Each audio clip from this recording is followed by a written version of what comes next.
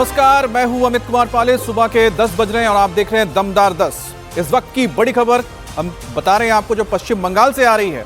पश्चिम बंगाल में नाबालिग rape murder case में बड़ी खबर हुई है। नाबालिग से रेप मर्डर केस के एक आरोपी प्रभास मंडल का एनकाउंटर हो गया है। बताया जा रहा है कि पुलिस ने कल रात को 12:45 पर प्रभास मंडल को सीन को रिक्रिएट करने के लिए सूर्यपुर लेकर गई थी, जहां पर यह घटना हुई थी। यह आपको तस्वीर में जो व्यक्ति नजर आ रहा है, यही प्रभास मंडल है, जिसकी सबसे पहले गिरफ्तारी हुई थी इस घटना में। अब इसी दौरान जब पुलिस इस शख्स को लेकर सूर्यपुर गई थी और इस तालाब के पास सीन को रिक्रिएट करने की कोशिश हो रही थी, उसी दौरान इस शख्स ने बताया जा रहा है कि पुलिस से पिस्तौल छीनने की कोशिश की। अब पुलिस पर फायरिंग की, जिसके बाद पुलिस ने भी गोली चलाई, जिसमें आरोपी प्रभास मंडल मारा गया। इससे पहले 5 जुलाई को इसी मामले में मॉब लिंचिंग हुई थी और जब भीड़ ने एक शख्स की पीट कर हत्या कर दी थी। बाद में यह साफ हुआ कि जिस इंद्रजीत ताती की पीट कर हत्या कर दी गई, वो निर्दोष व्यक्ति था, उसका केस से कोई लेना देना नहीं था। और अब इस मामले में एक और आरोपी प्रभास मंडल मारा गया है, जिसकी तस्वीर आप देख रहे हैं। हमारे साथ ओंकार जुड़ गए हैं। ओंकार, आपके पास क्या जानकारी आ रही है, किस तरह से यह घटना घटी? अमित, कल देर रात 1:15 की घटना है, जब सीन रिक्रिएशन के लिए प्रभास मंडल को उसी जगह पर ले जाया गया जिस जगह पे बच्ची का बॉडी रिकवर किया गया था रविवार सुबह 5 बजे के करीब। तो ये वही प्रभास मंडल है जिसे सबसे पहले गिरफ्तार किया गया था पुलिस द्वारा, और यही वो शख्स थे जिसे वो बॉडी कहां पर रखा गया है ये बात बताई थी परिवार वालों को। तो परिवार वालों के साथ पुलिस पहुंच के उसी तालाब से ये बच्ची की डेड बॉडी रिकवर किया गया था रविवार सुबह 5 बजे। तो उसके बाद प्रभास मंडल की गिरफ्तारी हुई और गिरफ्तारी के दौरान उन्हें लगातार पूछताछ भी किया जा रहा था। तो कल सीन रिक्रिएशन के लिए पुलिस की एक बड़ी टीम उसी जगह पर लेकर जाया गया जिस जगह पर बच्ची का बॉडी रिकवर किया गया था। तो उसी जगह पर जब सीन रिकंस्ट्रक्शन किया जा रहा था, उसी दौरान पुलिस का ये आरोप है कि प्रभास मंडल जो सर्विस रिवॉल्वर है आईओ का, उस सर्विस रिवॉल्वर को लेकर भागने की कोशिश कर रहा था। तो भागने की कोशिश के दौरान वो गोली भी चलाई पुलिस के ऊपर, ऐसे ही पुलिस का आरोप है। और इसी दौरान पलटा पुलिस को भी गोली चलाना पड़ा और गोली चलाने के दौरान वो गंभीर रूप से प्रभास मंडल घायल हो गए और उसको तुरंत बारुईपुर अस्पताल में लेकर जाया गया और उसी जगह पर इमरजेंसी में डॉक्टर ने उन्हें मृतक घोषित कर दिया। यानी कि ये जो शख्स है, ये प्रभास मंडल, इनको एनकाउंटर में ढेर कर दिया गया है पुलिस द्वारा कि रिकंस्ट्रक्शन के दौरान, क्योंकि ये भागने की कोशिश कर रहा था। आयोग का जो पिस्टल है, जो सर्विस रिवॉल्वर है, उस सर्विस रिवॉल्वर को छीन कर भागने की कोशिश कर रहा था। तो इसी दौरान ये घटना हुई और पुलिस को पलटवार में ये फायरिंग करनी पड़ी और जिस दौरान उनकी मौत हो गई। तो इसके अलावा जैसे कि जो मुख्य आरोपी माना जा रहा है इस पूरी केस में, आनंद सरदार, उनको भी गिरफ्तारी किया गया है, वो भी पुलिस कस्टडी में है, उनसे भी लगातार पूछताछ किया जा रहा है। अमित, जैसा कि हमें ओंकार बता रहे हैं कि किस तरह से पूरी घटना हुई थी, प्रभास मंडल जिसकी तस्वीर आप देख रहे थे, कि किस तरह से जब इस बच्ची की तलाशी के लिए लगातार परिवार वाले इधर उधर जा रहे थे तो उनके साथ यह शामिल था, लेकिन आखिरकार वो खुद भी इसमें आरोपी निकला और पहली गिरफ्तारी जो हुई थी इस पूरे मामले में इस प्रभास मंडल की हुई थी। अब बारुईपुर एनकाउंटर पर टीएमसी ने सवाल उठाया है। टीएमसी के सांसद महुआ मोइत्रा ने एनकाउंटर को जंगल राज बताया और कहा कि बंगाली अब नए बंगाल का स्वागत करें जो यूपी 2.0 बन गया है। तो महुआ मोइत्रा जो लगातार मौजूदा सरकार को लेकर हमलावर हैं, तो उनकी ओर से एक ट्वीट किया गया जिसमें वो बता रही हैं कि जो बारुईपुर मामला हुआ है और बारुईपुर में जो प्रभास मंडल का एनकाउंटर हुआ है, ये यूपी 2.0 का है, एक नया बंगाल का चेहरा है। अब इससे पहले कल बंगाल के मुख्यमंत्री शुभेंदु अधिकारी ने पीड़ित परिवार से मुलाकात की बारुईपुर में जाकर। इस दौरान सीएम ने डीजीपी को 3 दिन के भीतर यानी कि 72 घंटे का आदेश दिया है कि 72 घंटे में वो जांच रिपोर्ट सौंप दे और साथ ही साथ 72 घंटे में जो पुलिस वाले भी इसके लिए दोषी हैं, जिन्होंने पहले दिन कार्रवाई नहीं की थी, उनके खिलाफ कार्रवाई होनी चाहिए। आपको बता दें कि साउथ 24 परगना के बारुईपुर इलाके में शनिवार को 11 साल की लड़की को किडनैप किया गया। उसके बाद बच्ची की जो लाश है रविवार को तालाब से बरामद हुई। पोस्टमार्टम रिपोर्ट में बच्ची के साथ गैंगरेप की पुष्टि हो चुकी है। पुलिस ने इस मामले में 3 लोगों को गिरफ्तार कर लिया है, जिसमें से एक आरोपी प्रभास मंडल आज एनकाउंटर में ढेर हो गया है। যত পুলিশের গাড়ি ভেঙেছেন, রেল লাইন উপড়েছেন, প্রায় অ্যাপ্রক্স 200 আইডেন্টিফাইড হয়েছে, প্রত্যেককে অ্যারেস্ট করা হবে। ফার্স্ট অ্যান্ড ফরমোস্ট হচ্ছে 4 জনের মধ্যে 3 জন ধরা পড়েছে, আরেকজনকে ধরতে হবে, ওটা আমরা করছি। রিগার্ডিং কম্পেনসেশন, রিগার্ডিং অ্যাসিস্ট্যান্স, আমরা দুটো পরিবারের উপরে ছেড়ে দিয়েছিলাম। ওরা কিছু কথা আমাকে বলেছে, আমি ডিজিপিকে 72 ঘন্টা টাইম দিয়েছি। তিনি আমাকে, আমি যা ফাইন্ডিংস পেয়েছি, ওনার যে অ্যাডমিনিস্ট্রেটিভ প্রসিডিওর রয়েছে, প্রসিডিওর অনুযায়ী একটা रिपोर्ट देवें। नाबालिग से रेप और मर्डर के मामले में ऑटोप्सी रिपोर्ट भी आ गई है। रिपोर्ट में कहा गया कि पीड़िता के फेफड़े में गंदा पानी मिला है, यानी कि पानी में फेंके जाने तक वो जिंदा थी, क्योंकि फेफड़ों में पानी तभी मिलता है जब मौत डूबने से होती है। ऑटोप्सी रिपोर्ट में यह भी कहा गया है कि नाबालिग के प्राइवेट पार्ट्स पर चोट के कई निशान हैं, सिर पर भी गहरे घाव हैं, जो किसी भारी चीज से मारे जाने की ओर संकेत करता है। ऑटोप्सी रिपोर्ट में बताया गया है कि चोट से बहुत खून बह गया था। डॉक्टर्स के मुताबिक मौत की वजह बहुत ज्यादा खून बहना और डूबने से दम घुटना हो सकती है। नाबालिग से रेप और मर्डर केस में सियासी संग्राम भी जारी है। इसे लेकर पूर्व मुख्यमंत्री ममता बनर्जी शुभेंदु सरकार पर अटैकिंग मोड में हैं। कलकत्ता हाईकोर्ट के आदेश के बाद ममता बनर्जी आज दोपहर 2 बजे बालीगंज फारी से हाजरा मोड़ तक मार्च निकालेंगी, जिसमें 21 जुलाई शहीद दिवस का समर्थन करने के अलावा वो बारुईपुर में हुई वारदात को लेकर न्याय की मांग उठा सकती हैं। आपको बता दें कि इससे पहले 6 जुलाई को ममता बनर्जी ने कैंडल मार्च निकाला था। इस दौरान उन्होंने सरकार पर हाउस अरेस्ट करने का आरोप भी लगाया था। दीदी ने आरोप लगाया था कि उन्हें पीड़ित परिवार से मिलने नहीं दिया गया है। और वहां पर जिस प्रकार से महिलाओं पर, बच्चियों पर, छोटी छोटी नाबालिग बच्चियों के ऊपर जिस प्रकार की प्रताड़ना हो रही है, उनका बलात्कार हो रहा है, उनके शरीर को शक विक्षित कर दिया जा रहा है, उनके वक्ष को काट दिया जा रहा है, यह अभी का बंगाल है। वो बंगाल जो देवी मां की पूजा करती है, जो दशम महाविद्या में विश्वास करती है, श्यामा, तारिणी, षोडशी, भुवनेश्वरी, भैरवी, छिन्नमस्तिका, धूमावती, बगला, मातंगी, त्रिपुरा सुंदरी, आज वहां यह हाल हो गया है हमारी महिलाओं का। अभी बरायपुर के अंदर नाबालिग लड़की, उसका रेप हुआ, घर वापस नहीं आई, मां बाप ने कहा, पुलिस को बोला, पुलिस ने कोई कार्रवाई नहीं की। सीसीटीवी कैमरा को उनके घर के वाले लोगों ने फॉलो करते हुए उनको देखा, वो बच्ची थी, पॉन्ड में पड़ी थी, मरी नहीं थी, वहां पे पड़ी हुई थी। उसके बाद वहां पर उसका दम घुटने से मरा, लेकिन उसके माथे पे निशान थे, उसके छाती पे निशान थे, उसके शरीर पे निशान थे। आप सोच सकते हैं कि उस नाबालिग लड़की के साथ किस प्रकार का अत्याचार हुआ होगा। और इस बीच पीड़ित परिवार से मिलने के लिए सभी पार्टियों के नेता बारुईपुर पहुंच रहे हैं। 6 जुलाई को ममता गुट के नेता पीड़ित परिवार से मुलाकात करने पहुंची थी डोला सेन, तो 7 जुलाई को तृणमूल कांग्रेस के बागी गुट से ऋतुब्रतो बैनर्जी, काकुली घोष, दोस्तीदार और सायोनी घोष बारुईपुर गए। हालांकि इस दौरान इन नेताओं को स्थानीय लोगों के विरोध का भी सामना करना पड़ा। ऋतुब्रतो बैनर्जी को तो पुलिस की सुरक्षा में इलाके से बाहर तक निकालना पड़ा। हजारों रेप मर्डर हुआ है बंगाल में, उनके राज में। कभी उनको देखा है रास्ता में उतरते हुए, किसी पीड़ित का घर जाके सांत्वना देते हुए? नहीं देखा है। बीरभूम में 10 लोगों को जला दिए थे, एक का अपराधी को नहीं पकड़ा था। उन्होंने जाके सारेआम सभा में नाम बोलते हैं, उसके बाद पुलिस पकड़ता है। पुलिस क्या अपंग हो गया था उस समय क्या? इसलिए ये जो कानून हाथ में लेने की जो प्रयास हो रहा है सीपीएम की तरफ से, टीएमसी की तरफ से, ये सब ज्यादा हीरोगिरी मत करो। सरकार 2 मास हुआ है, पहला घटना हुआ 24 घंटा के अंदर सारा अपराधी को अंदर किया हम लोगों ने पकड़ करके। पुलिस वही है, नेता बदल गया है। इसलिए अशांति करने का ना करे। यहाँ की जनता शांति से रहने के लिए ये डिसीजन लिया है, परिवर्तन किया है, और शांति को भंग कोई ना करे। और बंगाल में योगी मॉडल की तर्ज पर काम हो रहा है, तो इधर यूपी में भी राम मंदिर चढ़ावा चोरी को लेकर बवाल थमने का नाम नहीं ले रहा। चंपत राय के लेटर के बाद राम मंदिर ट्रस्ट में हलचल तेज हो गई है। बड़ी खबर है कि आज मंदिर ट्रस्ट के कोषाध्यक्ष स्वामी गोविंद गिरी महाराज चंपत राय से मुलाकात करने गए।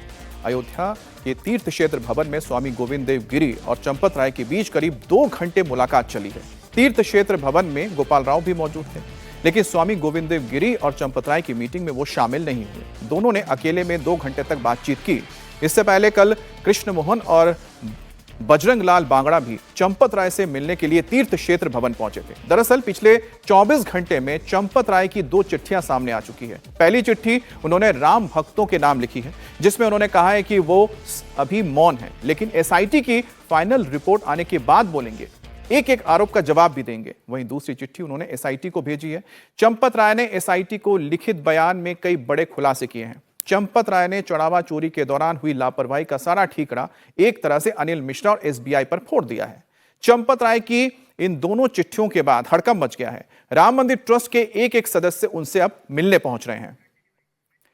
ट्रस्ट की ओर से इस्तीफे देने के बाद चंपत राय अब एग्रेसिव हो गए हैं। एसआईटी को भेजी गई चिट्ठी में चंपत राय ने चढ़ावा चोरी का ठीकरा सीधे सीधे अनिल मिश्रा और स्टेट बैंक के कर्मचारियों पर फोड़ दिया है।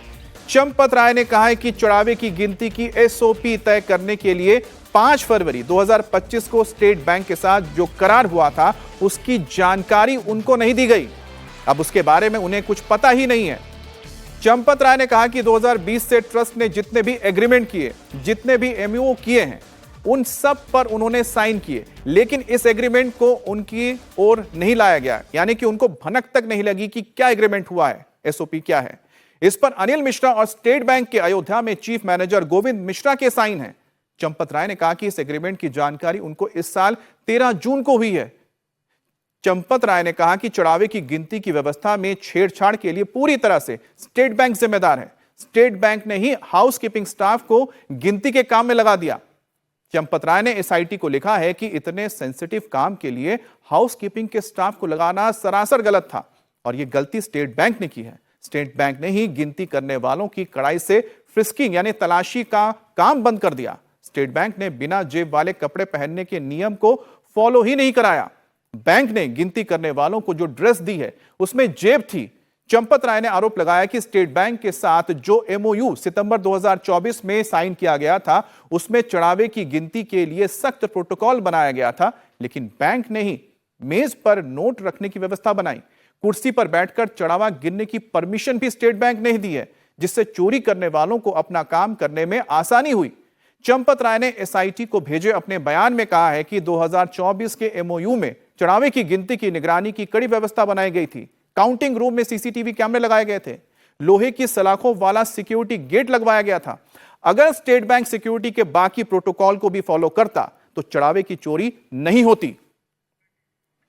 चढ़ावा चोरी के बाद हर तरफ से हमला झेल रहे चंपत राय ने राम भक्तों के नाम भी चिट्ठी लिखी है। राम भक्तों के नाम लिखी गई चिट्ठी में चंपत राय ने साफ साफ कहा है कि उनके ऊपर अनेकों ने अनर्गल आरोप लगाए हैं। चंपत राय ने कहा कि उन्होंने फिलहाल मौन धारण कर लिया है, लेकिन एसआईटी की अंतिम रिपोर्ट आने के बाद वो सभी सवालों का जवाब देंगे। चंपत राय ने कहा कि जल्द ही सभी सच सामने आ जाएगा। और हमारे साथ संवाददाता विशाल प्रताप सिंह जुड़ गए हैं। विशाल, 2 चिट्ठी लिखी गई है। एक चिट्ठी में सीधा आरोप लगाया गया है कि जो कुछ भी चढ़ावा चोरी के मामले में हुआ उसकी जिम्मेदारी एक तरह से अनिल मिश्रा की है, और दूसरा उन्होंने कहा है कि एसआईटी की फाइनल रिपोर्ट के बाद मैं जवाब दूंगा। अचानक ही देखा जा रहा है कि वो खुलकर अब बोल रहे हैं, अपनी बात रख रहे हैं।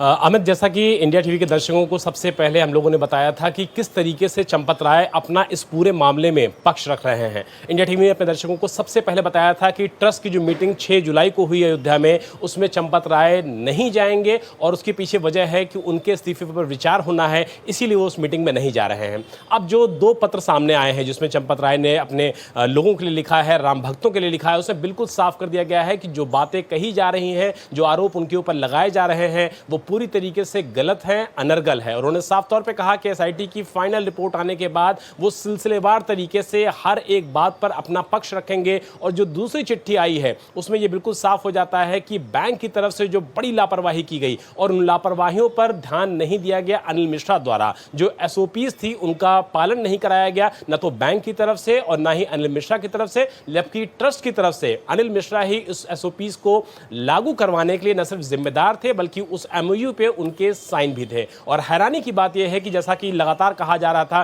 कि चंपत राय की मर्जी के बगैर अयोध्या राम मंदिर परिसर में कुछ भी नहीं होता है, और इस एसआईटी को जो चिट्ठी उन्होंने भेजी है उसमें साफ तौर पे लिखा है कि जो एमओयू साइन किया गया उसमें मुझे जानकारी नहीं दी गई, उससे मेरे हस्ताक्षर नहीं लिए गए, जबकि इससे पहले हर एमओयू पे मेरे साइन होते थे। तो ये चीजें बताती हैं, इंडिकेट करती हैं कि जब एसआईटी की फाइनल रिपोर्ट आएगी और चंपत राय अपनी बातों को सिलसिलेवार तरीके से सामने रखेंगे तो हम ये उम्मीद कर सकते हैं कि जो चिट्ठियां कम से कम सामने आई हैं उसका मजमून यही है कि बहुत कुछ है चंपत राय के पास अभी बताने के लिए, और जब चंपत राय अपना मुंह खोलना शुरू करेंगे, अपनी बातों को सिलसिलेवार तरीके से बताना शुरू करेंगे तो बहुत मुमकिन है कि कई राज सामने आएंगे, कई चौंकाने वाले खुलासे सामने आएंगे, और कैसे पता लगेगा कि इस पूरे मामले में एक तो चौंकाने वाली बात सामने आई गई है जब उन्होंने यह बताया कि 13 जून को उनको पता लगा है कि एमओयू साइन हुआ है एसबीआई के साथ, और एसबीआई के साथ जो एमओयू साइन किया गया उसमें क्या क्या एसओपीज हैं उनको इससे पहले पता ही नहीं था। 13 जून को पता लगा है और 13 जून को ही तो एसआईटी की मांग की गई थी इस पूरे मामले पर। अब राम मंदिर चढ़ावा चोरी की जांच ने अब और स्पीड पकड़ ली है। बड़ी खबर है कि आज अयोध्या पुलिस 3 आरोपियों को रिमांड पर लेकर जेल से निकली है। पुलिस अनुकल्प मिश्रा, लवकुश मिश्रा और करुणेश पांडे को जेल से निकालकर उनके ठिकाने पर लेकर गई है। तीनों आरोपियों से चढ़ावा चोरी से जुड़े सामान की बरामदगी कराने की कोशिश की जा रही है। उसने बैंक में जमा रकम को लेकर पूछताछ की जा रही है। आरोपियों ने चढ़ावा चोरी से क्या क्या खरीदा, कहां कहां जमीन ली, और उसे लेकर भी आगे पूछताछ हो रही है। पुलिस के निशाने पर अनुकल्प मिश्रा हाल ही में खरीदी गई उसकी प्रॉपर्टीज भी हैं, और पुलिस अनुकल्प को उसके नए घर और गाड़ी को लेकर भी पूछताछ करेगी कि पैसा कहां से आया, कैसे इसकी डील की गई। जरूरत पड़ने पर इन जगहों की तलाशी भी ली जाएगी। इससे पहले पुलिस ने जेल में 5 आरोपियों से पूछताछ की थी। इस पूछताछ में कई खुलासे हुए थे, इसलिए अब तीनों को पुलिस जेल से बाहर निकालकर अपनी रिमांड में आमने सामने बैठाकर पूछताछ करने जा रही है। राम मंदिर में चढ़ावा चोरी के बाद एक तरफ जहां पर एसआईटी और अयोध्या पुलिस के ताबड़तोड़ एक्शन हो रहे हैं और एक एक करके आरोपियों पर शिकंजा कसता जा रहा है, वहीं पर दूसरी तरफ देश के करोड़ों राम भक्तों की आस्था और राम मंदिर की मर्यादा को बनाए रखने के लिए मंदिर ट्रस्ट ने बड़ा बदलाव किया है। सबसे बड़ा बदलाव उस चढ़ावे की गिनती में किया गया है, जिसको लेकर मंदिर ट्रस्ट के ऊपर गंभीर सवाल खड़े हुए थे। चढ़ावे की गिनती से पहले अब जो लोग लगे हैं 40 लोगों को यहां पर लगा दिया गया और उनको बदल भी दिया गया है, पुराने वाले हटा दिए गए हैं। सुभाष श्रीवास्तव की जगह ट्रस्ट की तरफ से नए लोगों को जिम्मेदारी दी गई है निगरानी रखने के लिए। गिनती करने वालों की ड्रेस बदल दी गई है, अब बिना जेब वाली ब्लू पैंट और टी शर्ट ड्रेस में शामिल कर दिया गया है। गिनती में लगे कर्मचारियों को मोजे पहनकर जाने की मनाही है। सोने की चेन, अंगूठी, कड़ा पहनकर जाना भी मना हो गया है। काउंटिंग सेंटर में मोबाइल और खाने का सामान ले जाने पर प्रतिबंध लगा दिया गया है। काउंटिंग सेंटर के सीसीटीवी कैमरों के लिए अलग कंट्रोल रूम बनाया गया है जहां पर निगरानी की जाएगी। अलग अलग दान पात्र में जमा रकम की अलग से गिनती की व्यवस्था होगी। अब चढ़ावे का पूरा हिसाब रजिस्टर में दर्ज किया जाएगा, जिस पर ट्रस्ट और बैंक के अधिकारी साइन कर रहे हैं। इसके अलावा गिनती के वक्त प्राइवेट सिक्योरिटी गार्ड्स के साथ साथ पुलिस भी तैनात रहेगा। तो यह पूरा बदलाव किया गया है ताकि एक बार फिर से ट्रस्ट पर लोगों का भरोसा हो। चढ़ावे की गिनती के लिए जाने और आने वाले कर्मचारियों के तन मन शुद्धि के लिए योग, प्राणायाम से लेकर मंत्रोच्चार अनिवार्य कर दिया गया है। अयोध्या राम मंदिर में कोई रिटायर्ड आईएएस या फिर प्रोफेशनल को सीईओ बनाए जाने की भी बात चल रही है। एसआईटी रिपोर्ट में यह बात सामने आई है कि राम मंदिर में चढ़ावे में चोरी इसीलिए हुई क्योंकि मंदिर की निगरानी प्रोफेशनल के हाथ में नहीं थी। अब मंदिर में चढ़ावे की गिनती की व्यवस्था के लिए तिरुपति मंदिर और शिरडी मंदिर की व्यवस्था की स्टडी की जा रही है कि वहां पर किस तरह से व्यवस्था की जाती है और उसी को आगे यहां पर लागू किया जाएगा। अब बात करते हैं अगली बड़ी खबर की, और बड़ी खबर आफत की है। जी हां, मौसम ने जैसी करवट ली है वैसे वैसे मॉनसून के दस्तक के साथ ही पूरे भारत में हाहाकार मच गया है। केरल के वायनाड में आए लैंडस्लाइड में अब तक 5 लोगों की मौत हो चुकी है। 10 के करीब लोगों के रेस्क्यू के बाद अब आगे और भी रेस्क्यू ऑपरेशन चलाया जा रहा है। 10 लोगों को बचा लिया गया है। 3 लोग अभी भी लापता हैं, जिनकी तलाश में रेस्क्यू ऑपरेशन जारी है। एनडीआरएफ और एसडीआरएफ की टीमें रेस्क्यू में जुटी हुई हैं। आज प्रदेश के सीएम वीडी सतीशन घटनास्थल का दौरा करेंगे। वायनाड के टनल निर्माण क्षेत्र में मीनाक्षी पुल के पास अचानक लैंडस्लाइड हुआ और हजारों टन पहाड़ का मलबा सड़क पर आ गया, जिसका एक खौफनाक वीडियो सामने आया है, जिसको देखकर आपके रोंगटे भी खड़े हो जाएंगे। यहां पर मीनाक्षी टनल बनाया जा रहा था और इस टनल के काम के दौरान जो लोग यहां पर रह रहे थे, जो यहां पर अस्थायी कैंप बनाया गया था, पूरा मलबा पहाड़ का उन्हीं के ऊपर आके गिर गया। अब इसमें कई लोग दब गए, जिनमें से करीब 5 लोगों की मौत की खबर आ रही है। 3 लोग लापता बताए जा रहे हैं। 10 लोगों को बचा लिया गया था। और सोचिए कि कितना फोर्स था कि ये इतना बड़ा टैंकर पानी में तिनके की तरह बहता हुआ आ गया। बाढ़ बारिश से देश भर में तबाही हुई है। सबसे पहले आपको हम जम्मू कश्मीर के डोडा की तस्वीर दिखा रहे हैं। अब डोडा में लगातार बारिश के बाद कई जगह पे फ्लैश फ्लड की घटना हुई है। फ्लैश फ्लड की वजह से कई घरों को नुकसान पहुंचा है। डोडा में आसमानी प्रहार से भयंकर तबाही मची है। हर तरफ सैलाब की निशानी नजर आ रही है। फ्लैश फ्लड से डोडा में भारी तबाही के चलते कई घरों को नुकसान पहुंचा है। प्रशासन की तरफ से लोगों को सुरक्षित जगहों तक शिफ्ट किया जा रहा है। ये डोडा की तस्वीर आप देख रहे हैं जम्मू कश्मीर की, जहां पर लगातार बारिश और उसके बाद फ्लैश फ्लड आने से भारी नुकसान हुआ है। मॉनसून की पहली बारिश में ही गुरुग्राम पानी पानी हो गया। मॉनसून ने अभी अच्छी तरह से ट्रेलर भी नहीं दिखाया और गुरुग्राम में गड्ढे ही गड्ढे हो गए। दिल्ली से जयपुर जाने वाली मेन हाईवे में धंसने की वजह से बड़ा ट्रैफिक जाम लग गया। दिल्ली की ओर से जयपुर के लिए रूट को डाइवर्ट कर दिया गया है। मंगलवार देर शाम गुरुग्राम में हुई बारिश के कारण गुरुग्राम की सड़कें और तमाम रोड जो हैं वो जलमग्न हो गई। इस वक्त हम NH-48 पर खड़े हैं जो दिल्ली से जयपुर की तरफ हाईवे जाता है। इस हाईवे पर आप देखेंगे तो बीचों बीच जो है तकरीबन 6 फीट गहरा और 6 फीट ही चौड़ा जो है गड्ढा हो गया था। दरअसल यहाँ पर सड़क धंस गई थी जिसके चलते लंबा जाम लगा रहा। अगर आप अभी भी सुबह भी देखें तो सुबह भी जो है कमोबेश यही स्थिति बनी हुई है क्योंकि पीक आवर्स हैं और ऐसे में इस गड्ढे को लोकल अथॉरिटी ने भर तो दिया है और ऊपर से पक्का भी कर दिया है, लेकिन क्योंकि ये गड्ढा अभी ताज़ा भरा गया है तो लिहाजा इसको पूरा बैरिकेडिंग करके कवर किया गया है, जिसके चलते NH-48 यानी दिल्ली से जयपुर जाने वाली साइड पर जो है तकरीबन 1 किलोमीटर लंबा जाम लगा है क्योंकि गाड़ियों की रफ्तार इस गड्ढा होने की वजह से, सड़क धंसने की वजह से धीमी हो गई है। तस्वीरें जो हैं वो आप देख सकते हैं कि बिल्कुल आप साफ साफ देख पाएंगे। कल भी इसी तरह की जो है तस्वीर देखने को मिली थी और जो कल शाम में जाम था वो इससे कहीं ज़्यादा था क्योंकि अचानक से सड़क धंसने की वजह से जो है जो लोग थे वो जाम में फंसे थे क्योंकि पीक आवर्स का भी समय था। तस्वीरें आपको दिखाएं कि ये देखिए जहाँ पर इस वक्त मैं खड़ा हुआ हूँ यहाँ पर जो है ये आप देखेंगे तो पूरी सड़क को जो है पक्का किया गया है और चारों तरफ जो है इसका अभी भी मलबा पड़ा हुआ है। तकरीबन 6 फीट तक गहरा गड्ढा हो गया था जिसके चलते लोगों को कल भी खासी दिक्कतों का सामना करना पड़ा था और आज भी जो है जाम में फंसना पड़ रहा है। तो आपको हम तस्वीरें दिखा रहे हैं इस वक्त जबलपुर के, मध्य प्रदेश में जबलपुर से तस्वीर आई है जहां पर नीदार वाटरफॉल में भारी बारिश के बाद पानी का फ्लो बढ़ गया है। वाटरफॉल का रौद्र रूप डराने वाला है। लोगों से वाटरफॉल से दूरी बनाए रखने के लिए कहा गया है। वाटरफॉल के आसपास रहने वाले लोगों के लिए प्रशासन की तरफ से भी अलर्ट जारी कर दिया गया है। अगली खबर आपको हम दिखा रहे हैं सूरत से। गुजरात में भी लगातार बारिश हो रही है जिसके चलते कई इलाकों में जल भराव की समस्या पैदा हो गई है। अब सूरत में कई फीट पानी भर गया है सड़कों पर। कई निचले इलाकों और रिहायशी सोसाइटीज़ में भी पानी आने की वजह से लोगों को खासी परेशानी हो रही है। सड़कें दरिया बन चुकी हैं और जहां पर भी आप देखेंगे आपको सिर्फ पानी नज़र आएगा। हाईवे हो, कॉलोनीज़ हो या फिर गलियां हो, हर तरफ सिर्फ पानी है और दूर से देखने में ऐसा लगता है कि शायद ये कोई तालाब है या फिर झील है, लेकिन जब आप थोड़ा और गौर से देखेंगे तो आप समझ जाएंगे कि दरअसल ये सड़कें हैं जो इस वक्त पानी में डूबी हुई हैं। अब आपको गुजरात के नवसारी की तस्वीर दिखाते हैं। नवसारी में पानी के तेज बहाव के बीच एक कार फंस गई। कार सवारों ने किसी तरह अपनी जान बचाई और कार को ट्रैक्टर की मदद से कई घंटों की मशक्कत के बाद बाहर निकाल लिया गया।